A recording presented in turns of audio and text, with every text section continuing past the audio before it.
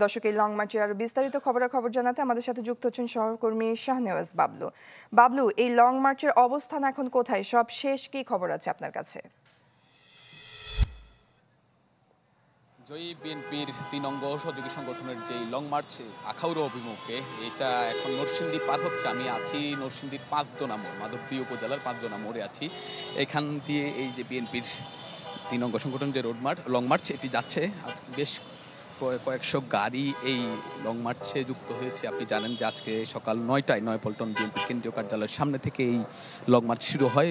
আর কাবিল বাংলাদেশের একমাত্র ইউএল এবং ভিডি সার্টিফাইড কেবল, যা এ গ্রেড LME রেজিস্ট্রেশন। বিশেষ করে ভারতীয় আগ্রাসনের বিরুদ্ধে যেই বাংলাদেশের মানুষ ঐক্যবদ্ধ, সেই ঐক্যবদ্ধতার জানান দিতেই মূলত বিএনপির যে ৩ অঙ্গ সহযোগী সংগঠন তারা আজকে এই লং মার্চ করছে আখাউড়া অভিমুখে।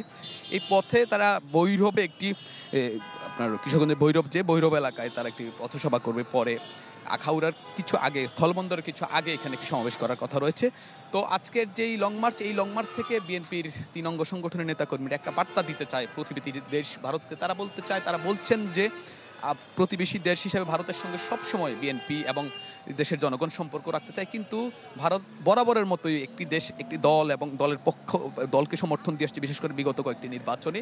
এবং এই গত ৫ আগস্ট ছাত্র জনতার বিপ্লবের মুখে যে শেখ হাসিনা ভারত পালিয়ে যাওয়ার পর থেকে বাংলাদেশের বিভিন্ন বিষয় নিয়ে যে প্রচারণা চালাচ্ছে বাংলাদেশের মানুষ, এবং মনে করছে এটা বাংলাদেশ বিরোধী প্রোপাগান্ডা তারা।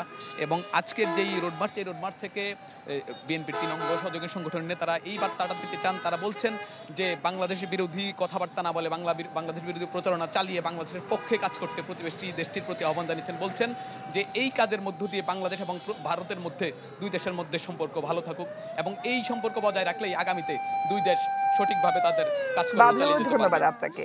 দর্শক, আখাউড়া অভিমুখে বিএনপির লং মার্চের খবরাখবর জানাচ্ছে সহকর্মী শাহনেওয়াজ বাবলু।